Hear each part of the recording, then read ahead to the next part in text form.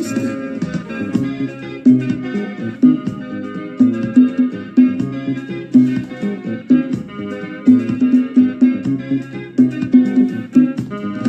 Mobali yake nena poto yo, mobali yake nena poto oh, akene koyekola oh, akene kiesika ya lisano, akene motako oh, oyo ninye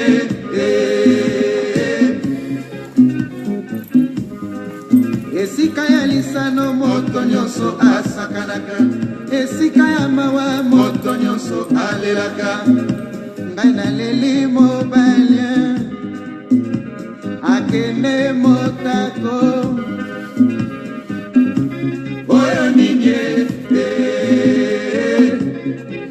Bonsoir chers compatriotes congolais.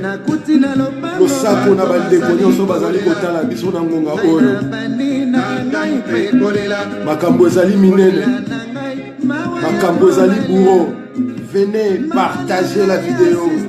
Nous avons des choses à dire au peuple congolais à propos de l'individu qui s'appelle Mose Nissi Soriano, Mose Lobeka, autrement dit Moïse Katumbi.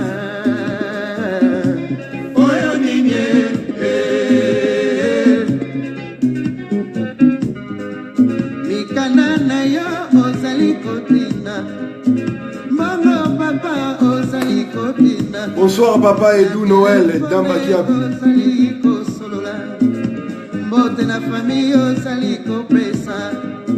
Mon gros sojo mongali yajo yayo ya mwana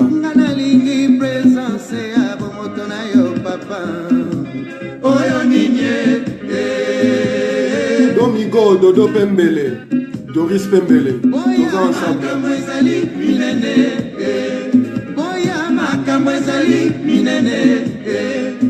Zobo abelina meika o, Zobo abelina pisele o, Franco abelina parie, Balobi makambo ezali minene, Venez makambo ezali minene.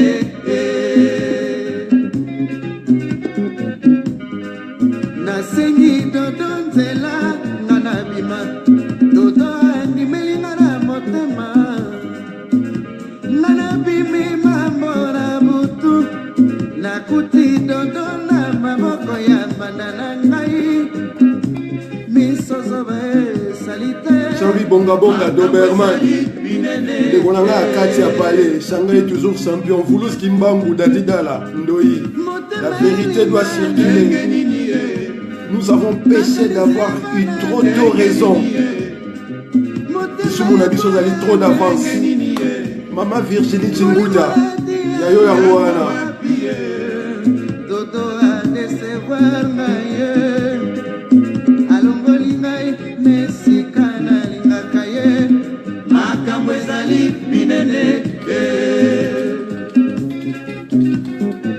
Kabola vidéo oyo afana banda koloba. Sina motema mama, yango nakoma komela mingi ye, yango nakoma kwiti kwiti ye, pona longola susi ya mobali oyo, akoma na kamarade na ngai elusala ye, makambo ezali minene.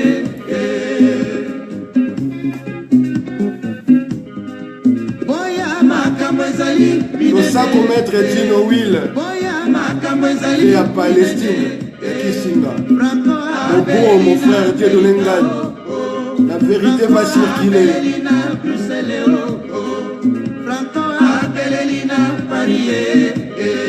Balobi makambo ezali binene, makambo ezali binene.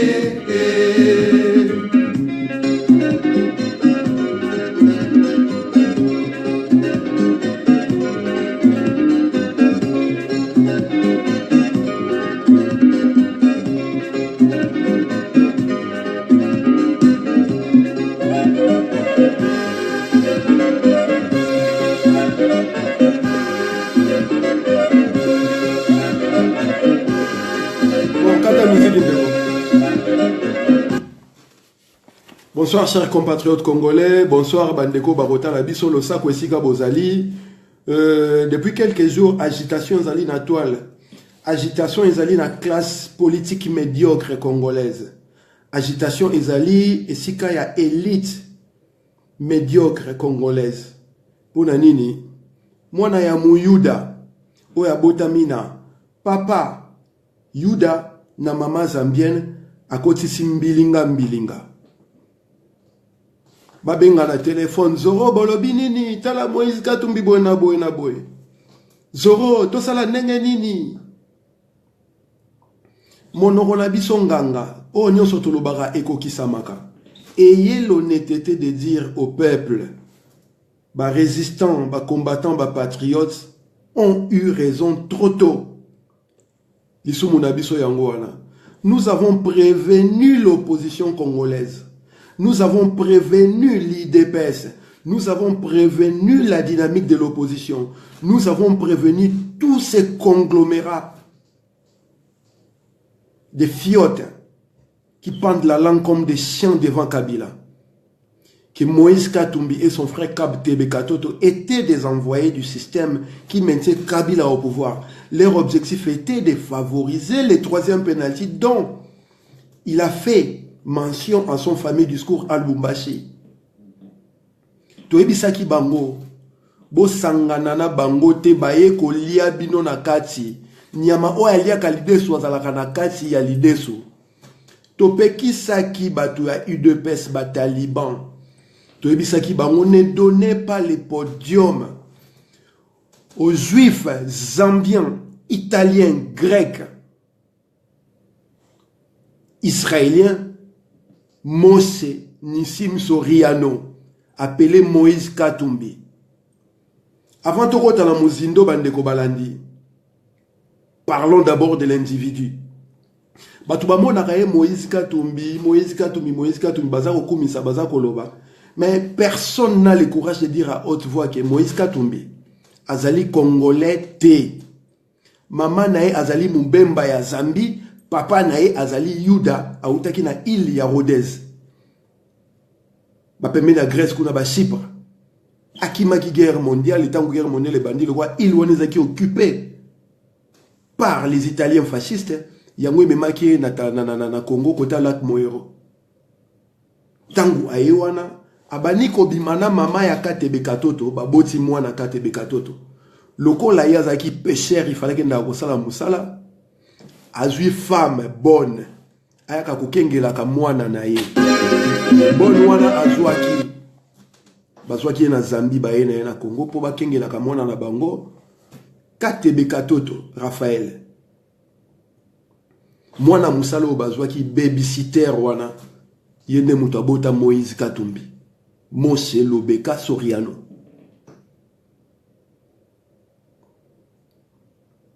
Mama zambienne, papa grec, italien. Yemoko azali. Zambien, grec, italien, israélien. Binono soboza kosangana na simanae Moïse Katumbi. Nazo monana ba statut ba tumusu bazolo ba ceux qui Moïse Katumbi aye na ko soutenir ye na komi mpaka. Notre combat est le combat de toutes les vies, ce n'est pas le combat d'une seule vie. Ce qu'on a combat en 2001, ton a 2012, ton a 2008, ton a 2014, tu te trompes. J'ai l'habitude de les répéter, de les dire tout le temps. Notre combat, c'est la réminiscence de la lutte qu'ont entreprise nos ancêtres. Depuis le 14e siècle, nous luttons. Milemo ya bakoko wana etambola de génération en génération si ekomi pa na biso lelo. Donc yo soki okotaki par hasard parce que musique ebetaka lisusu te po parce que kumbela ya ba zekete zalaka lisusu te lokola moto ala ekota komba oyo wana tu t'es trompé de combat. Ba biso bazoro bilel oyo nous avons juré sur nos têtes nos vies. Les jours où nous allons trahir ces combats, nous allons trahir ces peuples là tokokufa. Voilà pourquoi nous irons jusqu'au bout. Donc, liwana banga kayango lisu, te kozoka na banga kayango lisu te. Soki na kufi lelo, ingeta ezala kaka ingeta. Et ingeta ne tombera jamais. Moïse Katumbi en Afrique du Sud, a sali collection, il y a des journaleux, oyo biso to bengaka ba avatar, oyo ebisa bino bandaka la que ce sont les agents. Il y a renseignement au service de Kabila, o boboya kondima biso. Azui, ba excrément, ba résidu, il y a opposition. Conventionnelle, n'a ya pouvoir. Ba mimi ba on est en Afrique du Sud. Ba plébiscité, comme quoi, candidat président, blablabla. Bla, bla, bla, bla. Et un monsieur que j'ai toujours respecté parce que ma comédie dans Salaka et c'est que ça a makasi, Pichibanda, qui vient dire d'ailleurs que la souke élève nangai a commis un niveau où il fallait Pichibanda. Tu t'es fait appeler professeur Chibanda, osa professeur Wapi. Autant que ça Moïse Katumbi na classe nini. Parce que dans Kinshasa tu as na ba maître, ba monsieur, na ba professeur. Ngai ba professeur na bani komona bango à partir de la 3e humanité. Si na université. Na poto ku totanga na ba université, poto ba benga profiter messieurs. Bon yo tangisa Moïse na 3e primaire, 4e primaire. Vous allez comme benga prof et tu veux faire la leçon au peuple congolais. Maître. Biso to on benga no maître dans l'école primaire, la première, 2e, 3e, 4e, 5e maître. Donc, muto azana bac. Diplôme, il y a bac, diplômé d'État.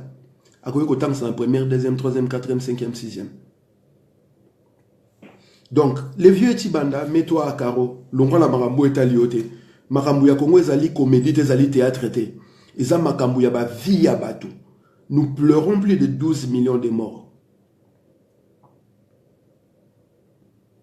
Moïse Katumbi, Otoza Koloba, demi-frère Yaka Debe Katoto. Quand ce mec-là a déclaré qu'à commis une opposition, nous étions les premiers de Konanga Dadi Bayola à ouvrir les feux sur lui. Ma vidéo Ezali, Nachangobe est déjà en ligne. Nous avons dit à haute voix au peuple que Moutouana Azali, agent un système, il est venu pour entretenir les pouvoirs de Kabila.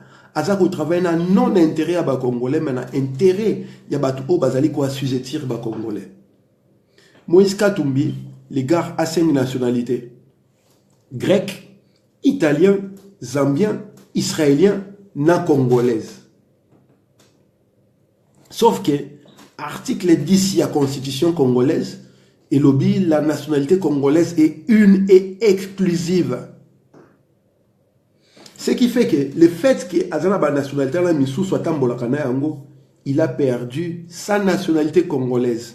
Il ne peut prétendre à aucune fonction de l'État, ma fonction régalienne Yamboka.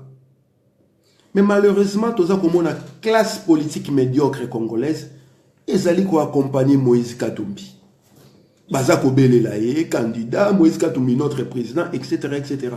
Tant que sangana na bato yi DPS na Tshisekedi, to ebisaka bango bozako sangana na mbuma ya kopola. L'objectif pour les 4 Bélé Soriano n'était pas de se mettre dans un rassemblement nabino. Leur objectif était un PV oyo ya chicha la kana yango. Et c'est ce qu'ils ont fait. Baye ba melingenge ya IDPS, ba lekisi na ya chicha mbeka en collaboration avec Malata na mwana na Echilombo. Pour le koso ya mboko. Boulimi à pouvoir.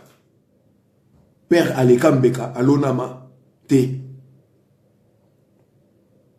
Batigele na Chilombo, président du rassemblement. Kabila a sengi bango na rassemblement, 3 noms pour baper sa primature na rassemblement. Ils ont été incapables, alors qu'il y a un rassemblement, il y a plus d'une trentaine d'associations. On leur a donné 3 noms. Ils ont été incapables de donner même 2 noms. Bango nyoso. Félix Tshisekedi, candidat à la biso. Félix Tshisekedi. Donc, c'est-à-dire, Batunion sont mandés qu'on compose rassemblement là. Pardonnez-moi. Batunion sont mandés qu'on compose rassemblement là. Bala qui est incompétent pour la poste on a la primature. Voilà pourquoi Bangouna sont mandés qu'on plébiscite Félix Tshisekedi. Le problème, il est où? Félix Tshisekedi, depuis tout ce curriculum vitae nae.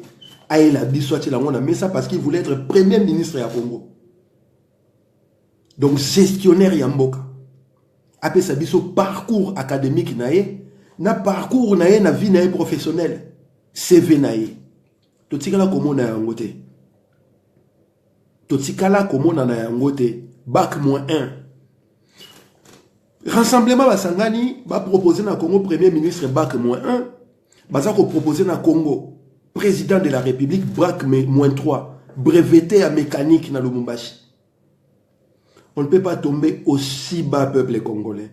Et toute cette classe politique médiocre qui est composée par professeurs, pas juristes, pas économistes, pas philosophes, etc., etc., tous, ils se sont alignés derrière Moïse Soriano, Nissim Lobeka, Moïse Katumbi, Nassimaya, Félix Chilombo. Tout ça, la manifestation n'a pas été mobilisée peuple congolais pour rejeter Makambouana à Genval. Pour rejeter alliance wana contre nature entre les kabylistes au bas composé G7, l'alternance pour la République, na autre baneko kansazali opposition. Baboya koyoka biso ba finga biso, ils nous ont traités de tous les noms d'oiseaux. Mais bon, biso toza banzeto ebete la kake, ata likolo yindi neni to banga li soute, toza loka bibembe. Bozoé se bembe oko pour la bankusu ba kolia yo. Nga déjà na kufo sangana banga nkusu. Donc ba fingi balobi nous sommes restés déterminés na ba revendication na biso. Moïse Katumbi aya. Yena frère ne Katobe Katebe Katoto na ba Kamitatu et tous ces résidus wana ya majorité présidentielle au Basala Kabila Zala, ils ont formé les rassemblements. Nyama o yalia kalidesu wazala kana katsa lidesu. Ils ont grignoté paisiblement, tranquillement, moyennant des billets vers des millions de dollars. Au Babaneko arrosé, Batouana Nyo soit IDPS Liboumou d'abord. Tu sais que Diakoufi, et les mains à Liboso confirmé Mamtoné Koloba. Katebe Katoto s'est barré. La minute Sotoza Koloba, les demi-frères de Moïse Katumbi, Katebe Katoto, travaillent avec Kabila. Il est logé à l'hôtel intercontinental par les frais des contribuables congolais. C'est le gouvernement congolais de Futarambo à la place à Fandaka. Demi-frère, il y a Moïse Katumbi, Katebe Katoto. Mobutu, en 1971-1971, dans les Nations Unies, entre les pendant conflit entre Israël et l'Égypte, il a dit à haute voix, entre un frère et un ami, le choix est clair. Vous pensez vraiment que Katebe Katoto va trahir son frère? Ou alors Moïse Katumbi va trahir son frère Katebe Katoto? D'autant plus que, tant que vous allez rassemblement, Nabino Bosangani Naba Francis Kalombo, le père de Koulouna, bato ba bomisa ba paisible congolais na kati Kinshasa, ba créer situation où il y a instabilité sécuritaire en armant ba voyou baraka et nyoso ba traîner na balabala, qui ont sémé la terreur et qui continuent encore de s'aimer la terreur aujourd'hui. Francis Kalombo Oazalaki, accusateur, disons l'avocat de la défense qui a accusé Eugène Diominongala qui croupit encore aujourd'hui en prison. Bosangani Nae. Bosangani na Moïse Katumbi qui est resté pendant 8 ans gouverneur ya Katanga. Richesse au province de Katanga et province du Zaka. Ils ont pratiquement équivalent, il a été à Californie, aux États-Unis. Vous êtes en train de dire que Moïse Katumbi, a un bon gestionnaire, à Géraki Katanga, il est resté pendant 8 ans gouverneur à Katanga. Botangelanga, combien d'écoles ont été construites? Nakatanga, combien d'universités ont été construites? Nakatanga, combien des hôpitaux ont été construits? Nakatanga. Combien de hommes de vieillards ont été construits à Katanga? Combien de centres de formation pour les enfants défavorisés ont été construits à Katanga? Quel a été le salaire minimum? Il y a un individu lambda. Nakasi ya Katanga wana. Vous devez nous dire, Bozokanga Moïse Katumbi riche, il a beaucoup d'argent. Il est revenu en 2001 en Congo. Par la bénédiction des politiques Kanambales Kabila. Botunaye, comment il a fait pour gagner Mbongo au Azali Nayango? Lorsque son nom est cité dans Panama Papers, il vient sur la place de Mbongo. Je ne pense pas qu'il y ait quelqu'un qui soit honnête Arozambongo na ok bon ba ba il wana o ba contrôle financier za la raté. Ngai soko lukiwe ba compte bancaire na nga na France na kopesa banque na ngai. Ok na banque wana et puis au vérifier na kombo na ngai. Moïse Katumbi Panama pas personne ba otanga kombo na kati. Pour quelle raison? Il faut assez expliquer. Batu baza ko ganga azana mbongo azako sala campagne na mbongo na ye moko. C'est l'argent des contribuables congolais. Mbongo ya ba congolais. Oyazali ko utiliser, c'est-à-dire avec votre propre argent, on est en train de vous acheter vous les Congolais. Tout ça comme on a batata, ba mama, bana, basi mibali, tous s'aligner derrière Bazakola, Moïse Katumbi, Moïse Katumbi. Quelqu'un qui ne peut pas tenir un discours pendant 1 heure du temps, un discours. Na niveau où il faut tous aller pour na bateau baza présidentiable. Moïse Katumbi Bazakola ndaye. Aye na UDPS asangani na UDPS ameli UDPS ngenge balekisi ya Titimbeka qui était le dernier élément pacifique où ils étaient capables de mobiliser ba millions de personnes na Kinshasa pour na kobenga na Kabila ba embarquer na histoire na bango ba dialogue moko boye non avenu de dialogues qui n'ont rien à voir avec la constitution qui leur a permis de violer collectivement la constitution congolaise. Senko, opposition, majorité présidentielle, société civile. Sous couvert, il y a rassemblement. Opposition place la Kendela qui est en moi. Il y a Tchitcha Koufa. Moïse Katumbi a soutenu la famille Tshisekedi pour là-bas. Bah, obsèque. Il y a Tshisekedi qui ne laissait pas. Et aujourd'hui, tant qu'on a une PV, il y a Tchitchi Akoufi déjà.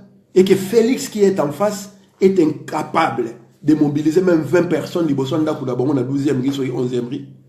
Vous pensez que Moïse Katumbi va s'aligner derrière un mec qui n'est pas compétent? Sur les plans de Moussalo attendant la classe, qui n'est pas populaire, il est incapable de mobiliser les peuples, qui, de surcroît, a peur de manifester avec les peuples congolais. À chaque fois qu'il y a manifestation à Kinshasa, Félix Assala rapoudre des scampettes. Il trouve toujours une raison pour ne pas être là. La dernière fois, à Kinshasa, c'est la population qui a hué sur lui. Bawololaye Akimi, tout la mousse Yazaz, Akimi. Amélie Binon PV à UDPS, Amélie Binon PV à Yachiti au Bolexaki collectivement. Abendani Nae, Yazalampata, Mindele Bazo soutenir ba américain, ba français, ba anglais, ba belge. L'empire, les sionistes sont derrière Moselo Beka Soriano. Oyo Azali congolais. Selon les lois congolaises. Alingi Akoma candidat président de la République. Article 70 de la Constitution Zali Kosenga nationalité d'origine. Et pas Mouto Onyo Soalingi Akoma Azala candidat président de la République. Ba débat yango tozali kosala depuis un moment donné. Ngana ndeko na ngati dimfutu na Dadi Bayola. Pour éclairer le peuple congolais. Mais malheureusement, tous les politiciens wana oya ba ventriote, ba ventripotent, ba ventriloque. Là c'est mpate sopani au mona bangola balanimba. Tala mutolora de Jean-Claude Mvouemba. Quand son père était millionnaire na Congo, mais Nissim Soriano n'était même pas connu na Congo wana. Mais tala Jean-Claude Mvouemba nenga sopani esprit tata moko mu Congo a bololé na mona baba Congo ba bololé na niveau moko ben niveau na bololé na moni pas Jean-Claude Mvouemba et comme na olengi sanzoto azelo ngwa zwe mbuta zwe bato ba bi minzoto wela so botali façade wana Jean-Claude Mvouemba bozi mbuta zwe bosa ndenge moko textuellement aya telemi boso tala libumu munene liboso photo pour faire campagne. Il y a Moutou Azali Congolais, Moutou Azako Yibaba Congolais, et qui utilise l'argent des Congolais contre les Congolais. Moïse Katumbi est marié à Kairine Niaore, citoyenne burundaise, dont le père est l'un de ceux qui ont constitué ce que nous appelons aujourd'hui l'Empire Himatutsi. Bato ba soutena Paul Kagame pour bazo la pouvoir. C'est-à-dire Karine Azali proche. Il y a Paul Kagame. Dans le fait qu'Aza proche à Paul Kagame, automatiquement, nous comprenons pourquoi Azali Moissi a Moïse Katumbi. des Congolais derrière Moïse Katumbi. Tout le monde en Afrique d'ici, bazo Mbele, bazo sa campagne. Bazo Kobele la Moïse. L'ennemi du Congolais, c'est le Congolais lui-même. Mutaza Koboma Congo, oh, ils allaient Congolais yemoko. Tout ce qui a c'est la rabatouana, Missous Makambo, Bangom Basaki, Bobam Basaki, tous ces gens qui sont en train de plébisciter Moïse Katumbi, ce sont des Congolais. Bah, oh, bazar au film, sur Internet, parce que tout ça, la vérité à haute voix, ce sont des Congolais. C'est ceux qui nous cherchent à nous faire la peau. Parce que nous disons la vérité à haute voix, ce sont nos frères Congolais. Nga depuis na banda combat au Rwanda mona amena sangate. Burundi mona amena sangate, Ouganda mona amena sangate. Bato ba mena sanga na Congo ezali ba Congolais. Et très souvent ça bato to eba nango bien. Bato ba finga kanga ezali ba Congolais, bato to eba na bango très bien. Au contraire, ba Congolais oyo bayaka kosala, ba Rwandais oyo bayaka kosaprocher nanga, et ça ba oyo bayaka kopesa ba élément mususu obiso ba Congolais tout ça ko ignorer. Bozobele la Moïse Katumbi. Na yebisi no kate bekatoto na minito azosa na Kabila. Moïse Katumbi est venu pour dynamiter l'opposition congolaise en déversant les billets vers la Mesa. Parce qu'il savait que les Congolais sont bobois le bon mbongo. Millionnaire à bois qui mbongo na katikati ke balèze. Asa capable à qu'on a jeté au monde à replonger dans la carte à fleuve pour qu'ils ont mbongo. Congolais zandengwana. Et c'est la mission que Moïse Katumbi est venu faire. Il a dynamité l'opposition. Babandano na caméré, na dynamique opposition, basote cette dynamique opposition. Allez batini Moïse Katumbi, yo kene kolia IDPS. Allez ba viwana ba Fayulu, toute cette bande là yaba affamé wana o balinga komo na mbongo place d'alité. Tous ils sont alignés derrière. Congolais, Mboka Congo, Tsubuna Katiamai, opposition Oyo. Nous avons aidé pour la révolution, soulèvement, il y a janvier 2015. On se sont vendus na cause yaba impérialiste.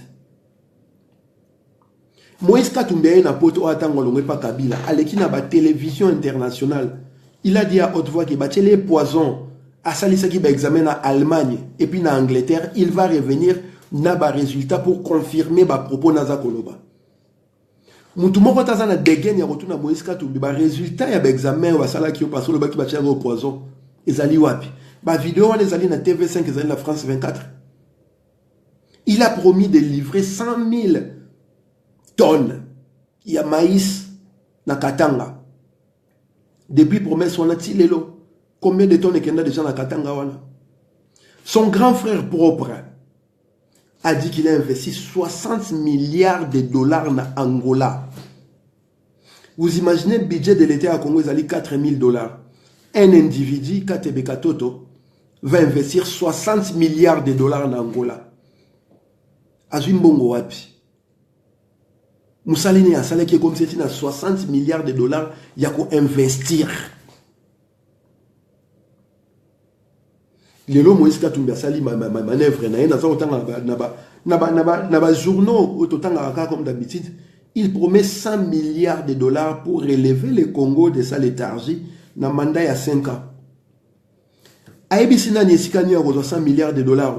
D'où vont provenir ces 100 milliards de dollars que Moïse Katumbi promet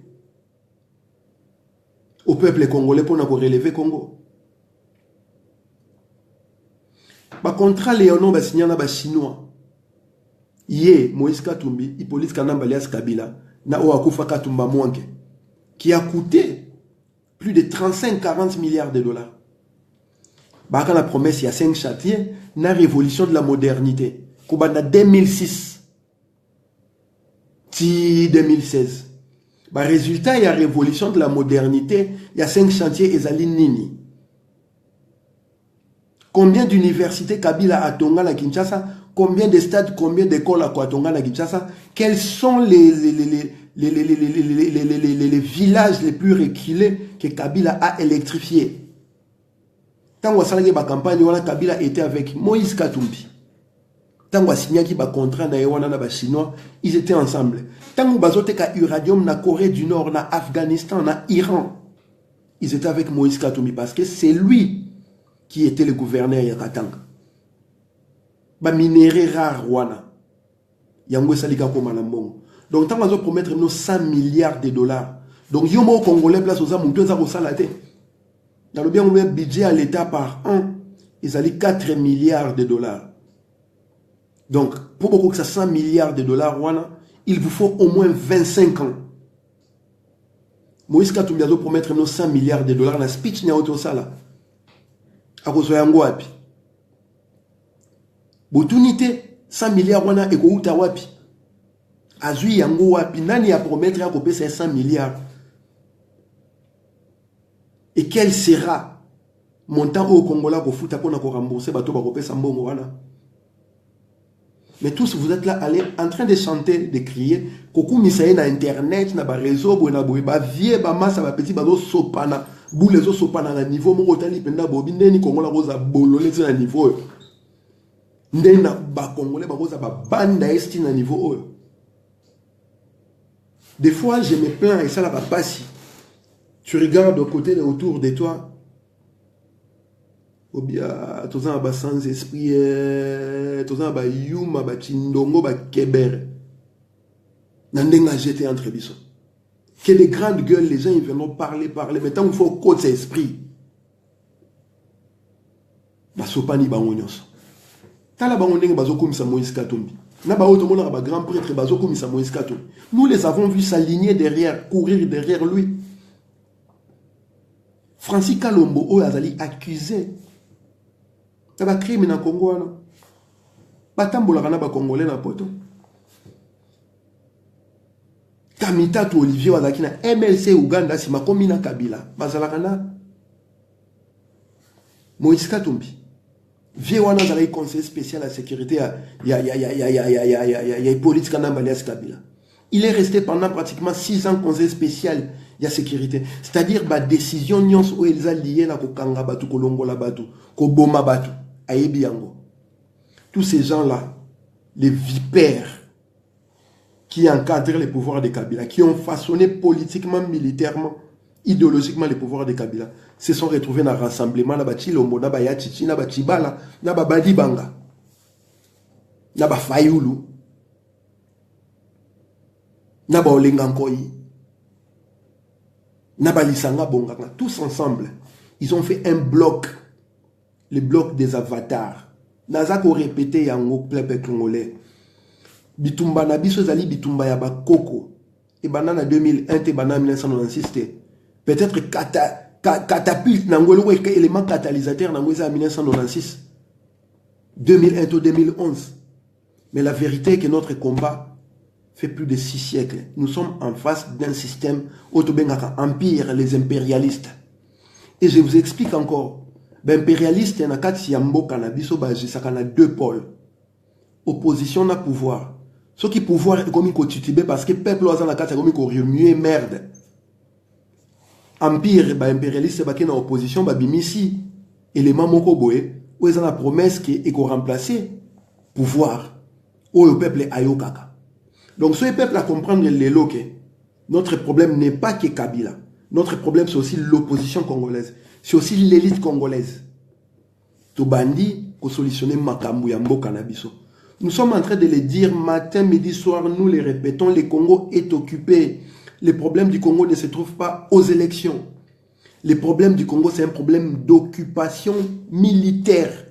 Lorsque nous parlons de l'occupation, il s'agit de la soumission d'une nation, d'un peuple. On ne peut soumettre un peuple, une nation que par les armes. Kabila est au pouvoir par les armes. A comment le pouvoir wana na logique ya Minduki. To répéter rango to expliquer batu Ernioso. Azalaka subalterne, il y a James Kabarebe qui était chef d'état-major. Il y a la chef d'état-major à force terrestre. Nakan Kokolo. Bana kino balaya na ba année 96, 97, 98 ba yebi yango.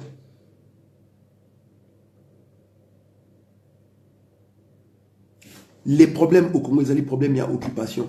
Les politiciens sont venus vous dire, donc il y a un dialogue pour éviter les bains de sang, pour éviter que Batouba Koufa. Eh bien, ils ont baissé leur froc. Bakenda dialogue na Kabila. 2 dialogues. Il y a Kanchach na centre Lindongi. Ils ont fait ces dialogues-là. résultat nango ezali nini ya dialogue bakendaki. Ba beleli ba tout respect à bakor, respect à bakor ti ba monique l'enfant soldat, l'ancien officier de l'armée patriotique rwandaise Hippolyte Kanamba alias Kabila a Kakara dans le langage à Minduki. Qu'est-ce qu'ils ont fait? Ils sont venus avec transition sans Kabila. Et comme si cela ne suffisait pas, les impérialistes Sebake Kobimisa Joker Nabango, église catholique Mosengo Bacheli Binowana.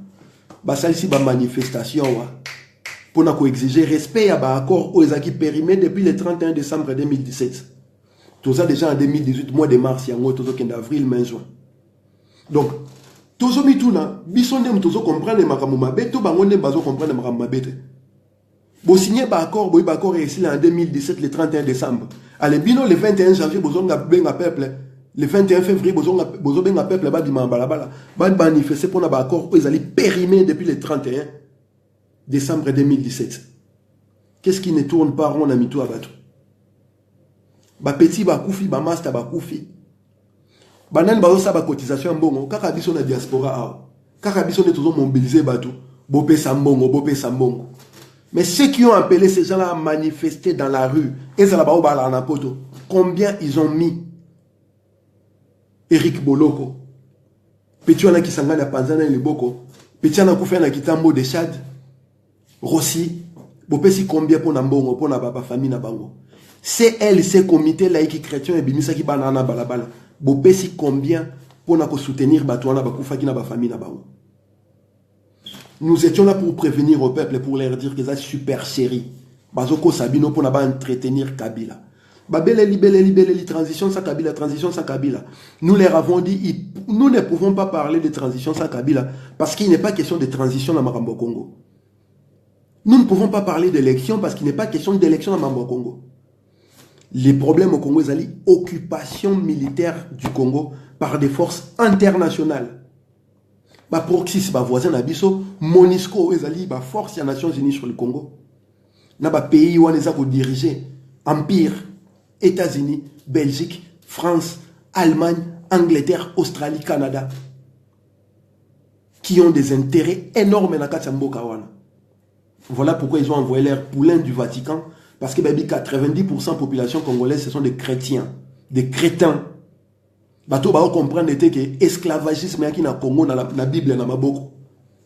Bato ba comprendre que colonisation salama na Congo na Bible na maboko. Si les lots discours à roi Léopold et les kakawana na internet bomo na rango.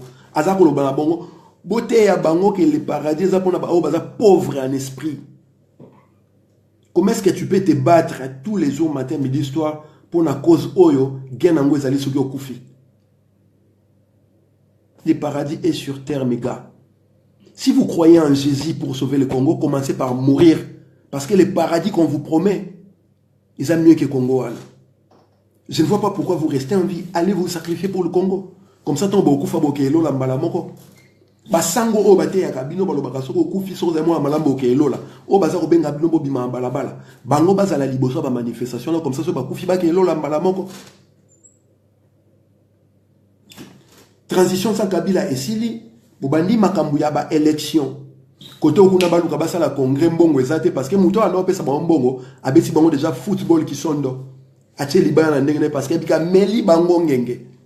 Bato bafana na makambo ba musicien na ba football ba makambo na ndenge salemaka. Ngana fana na ba musica na ibi makambo na ndenge salamaka. To eto meli bino ngenga le bo fanda bo asuna eloko te. Na kwena bino. Eloko Moïse Katumbi asali IDPS na ba petit opposant na nyoso, ba opposant de ventre na nyoso bazana. Bango tout na ba balena dynamique, na ba balena ba IDPS ba ni bango tout, ba sans esprit. Ameli bango ngengelo wa ngubo. Nguma melaka ngenga meli bango akei ale Monisco ba parasite amikemke ba la rona balandi Moïse Katumbi ba bosani ke batu ba uti kokufa pendant ba manifestation na bango pour la transition sans Kabila. Maintenant ils sont passés à autre chose. Ba élection. Vous allez faire des élections avec qui? Tozana mois de mars kalaté avril recensement na nosilité. Baza ko betamno masolo recensement la diaspora il faut salama. Au début diaspora quand nous parlons de la diaspora ça veut dire quoi? partout où se trouvent les Congolais. Donc, vous calculez le nombre de nyonso, il y a mboka oezana mokili. Corneille Nanga, il faut attendre la mboka la nyonso, à recenser les Congolais nyonso bazala kakuna. Pour que banani ba voter, banani ba voter. Et vous croyez que ces élections-là auront lieu avant le 31 décembre, le 23 décembre 2017-2018? Ou est-ce qu'il y a un envoûtement? Tout le monde est extraterrestre, tout le monde a clairvoyance, il y a un niveau moko boye. Ba yuma wana bazo mona ngote. Tolo bate. Bato baroya ko finga ngai après vidéo. Ce ne sera pas des Rwandais. Baoza ba Burundais, baoza ba Ougandais, encore moins mindele. Bato bayo finga ngiza ba Congolais loko ngai. Ba Congolais loko ngane bayo finga nga. Ba o bazo kumisa Moïse Katumbi sikoyo. Ba Congolais loko la ngai. Alors au peuple congolais faut bien comprendre avant to kota na Rwanda, to kenda ba Uganda ba Burundi wana, il faut entre biso na biso ba Congolais to sila nanan. Nous devons finir avec les avatars au Congo. Parce que tant qu'il y aura des avatars au Congo, notre avancée aura du mal. Tout ça, le système où la situation est lion herbivore, na ba lion carnivore. Et ça, normal, était bande konabino bankosi, bako makolia matiti. Alors que nature, tu es bien que nkosi aliaka musuni. Donc, ce qui ngai nazan koi, et le bande konanga nzua masimanga. Ngai nazali nkosi lion. Naza kolia musuni. Et que massa na ngai pe lesu nkosi lion, aza kolia matiti. Et comme problème pour ngai. Parce que ce trosali plan. Toke koboma mboloko aliaka matiti le roi massa na ngai nkosi comme kolia matiti. Osomo ateki massa na ngai nkosi aliaka matiti. À côté ka plan on n'est pas et pas mboloko. Mboloko keba nkoyana za kolia yo. Voilà pourquoi nous devons commencer par finir avec nos propres frères collabos. Ba o bazali ko entretenir Kabila, naba Moïse Katumbi, naba Vital Kamerhe, naba Tshilombo. Nous devons éradiquer toute la classe politique congolaise qui est d'une médiocrité impossible. Boyembeli batu dialogue. Si ma boli batu transition sans Kabila, transition sans Kabila, si vous avez une élection. Et vous oubliez que la constitution congolaise, Oyobo Violaki collectivement, et l'Obaki au 19 décembre 2016, Kabila Mandane Silaki fallait tika pouvoir. Article 70, article 73, et ça qu'on expliquer en gros. Vous êtes baisé par la cour concours constitutionnel de Kabila avec une lecture erronée article 70. Mais aucun politicien n'a eu de gain. Il y a qu'à se référer à l'article 73 où ils ont expliqué quand est-ce que l'élection présidentielle est à Malamboka. Vous avez préféré aller dans le dialogue au détriment en constitution ou au pouvoir à Kabila. Et c'est là qui, depuis le 19 décembre 2016, constitution n'a pas loi organique nango et obligeaka Kabila à la garant nango et surtout article où il y a organisation de l'élection ils avaient qui obligé le gouvernement congolais et verser chaque année 250 millions de dollars. Donc en 2011 si 2016 Kabila versait 250 millions de dollars on n'aurait pas eu un problème d'organisation de l'élection présidentielle en tout cas. Classe politique n'a pas le bel au côté. Et le pire dans tout ça, c'est que dans le mois de mars, mois de mars 2017, Moïse Katumbi, qui va faire une déclaration pour dire que Kabila a été un excellent président jusqu'au 19 décembre 2016. Vous ne comprenez toujours rien là-dedans. Moïse Katumbi, Kabila a été un excellent président jusqu'au 19 décembre 2016. C'est-à-dire génocide congolais. Et le Bélarabino est l'autre côté. 12 millions de morts au Zoloba, et ça que le Bélarabino est l'autre côté. Bah, femme violée congolaise, et sur le Bélarabino est l'autre côté. Bah, homme congolais violé, et sur le Bélarabino est l'autre côté. Bah, mpaka, basi, mibali, bana, baza violé, et ça que le Bélarabino est l'autre côté. Bah, exécution extrajudiciaire, et ça au Samba Congo, et ça que le Bélarabino est l'autre côté. Bah, arrestation, il y a bah, prisonnier d'opinion, bah, prisonnier politique, et ça que le Bélarabino est l'autre côté. Bandeko Bazali va porter disparu et ça que le Belabino est l'autre côté. Déficit monétaire yamboka. Ba fonctionnaire ba futamaka biente, ba soda ba futamaka biente. Les Congolais tentaient de crever la dalle Congolais a comme koto kama ina libulu, Congolais zana courante, Congolais binenga ko futa classe na été et Moïse Katumbi qui vient vous dire jusqu'au 19 décembre 2016, Kabila a été un excellent président de la République. Et comme par enchantement, banen bazoku misa Moïse Katumbi à l'instant, kaka ba Congolais oyo, parmi eux, ba obatina kambongo chaque fin du mois na Congo, parce que ba petit faut ba kentik, parce que ba petit faut ba damé, parce que ba petit faut ba zong sa courant, parce que ba petit faut futa parler. Les Congolais est logé indécemment. Donc mboula soke beti na Congo catastrophe. Banda kumsu ezinda kekendaka. Batumsu bazoku fa na mboula. Mais Moïse Katumbi vous dit jusqu'au 19 décembre 2016, Kabila a été un excellent président de la République. Tolobate. À promettre 100 000 tonnes de maïs pour la Katanga. Si les lots tolukaka, tout le monde a une image, il y a 100 000 tonnes de Kena. Tout le monde a un côté. Son frère Katebe Katoto, avec lesquels ils ont fabriqué les rassemblements là, aujourd'hui est logé aux frais des contribuables congolais par le gouvernement de Kabila. Na Kinshasa, Katebe Katoto fait un hôtel intercontinental, suite présidentielle, gouvernement congolais de Foutambo, gouvernement Kabila. Basalara rassemblement. Aleki na TV en la poto, il dit qu'il a investi 60 milliards de dollars dans la construction en Angola. A 60 milliards de dollars on a wapi. C'est un exemple, le budget de l'État congolais par an, ils allaient 4 milliards de dollars. Donc, protocole qui s'embongo Katebe Katoto investir na banda kouana en Angola, oh les gens ont l'obeka super chéri mensonge. Parce que ceux qui ont vérifié que banda kouana existe à côté. Ils vivent de la spéculation, de l'intimidation, du bluff. Pareil, aujourd'hui, son frère vient vous dire 100 milliards de dollars pour relever le Congo en 5 ans. Admettons que l'élection ça a mis l'élo Moïse Katumbi azui pouvoir. 100 milliards de dollars wana akozwayango wapi. Ba engagement nini azuna batu wana ba promettre 100 000 dollars au bino boyebité. En retour, qu'est-ce que le Congo va donner pour na kofuta sinyongwana 100 milliards de dollars? Ce sont des questions que vous devez vous poser. Mais na rappelez bino kaka, Moïse Katumbi c'est un Zambien, c'est un Israélien, c'est un Grec, c'est un Italien et par-dessus tout Congolais. Article 10 il y a Constitution, il y a charte, il y a occupation lobby, la nationalité congolaise est une et exclusive. Il perd sa nationalité congolaise automatiquement. Il va être candidat président de la République.